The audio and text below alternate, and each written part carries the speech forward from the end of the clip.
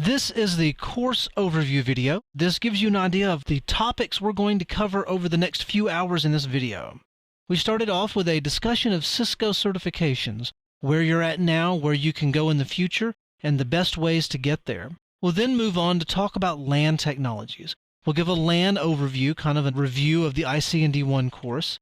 And we'll then talk about VLANs and VLAN trunking, and how you can use VTP to either keep your network running healthy or completely destroy it, depending on how careful you are. We'll then talk about spanning tree and how you can manipulate the parameters inside spanning tree to give you a very stable and loop-free network. And then we'll move on to talk about IP routing. We'll talk about subnet masking and how you can take an IP address and a subnet mask and figure out the valid host range for that combination of IP and subnet. We'll then talk about route summarization and how route summarization can keep your routers from being overrun with far too many networks in their routing table. We'll then talk about static, connected, and default routing and how each of those work together to make sure that you can get to your next hop router.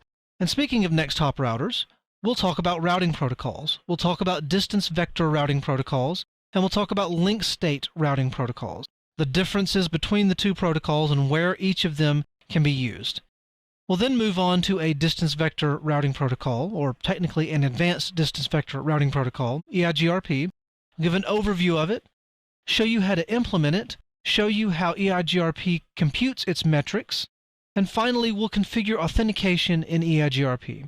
We'll then move on to a link state routing protocol, which is OSPF. We'll talk about how OSPF does its neighbor selections, and then we'll talk about single area versus multi-area OSPF and how to implement both of them.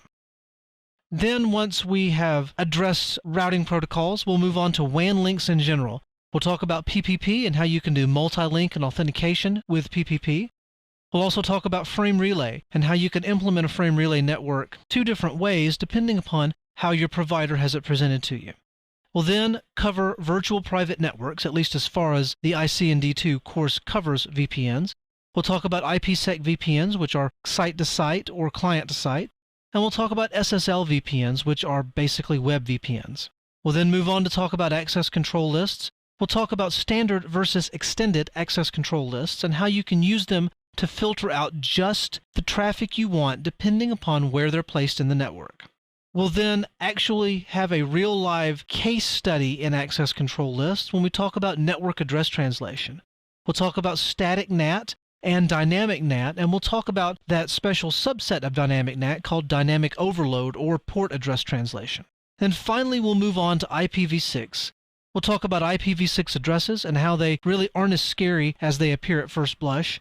And we'll talk about some ways you can transition a network from IPv4 to IPv6. And that concludes our overview of the IC&D2 course.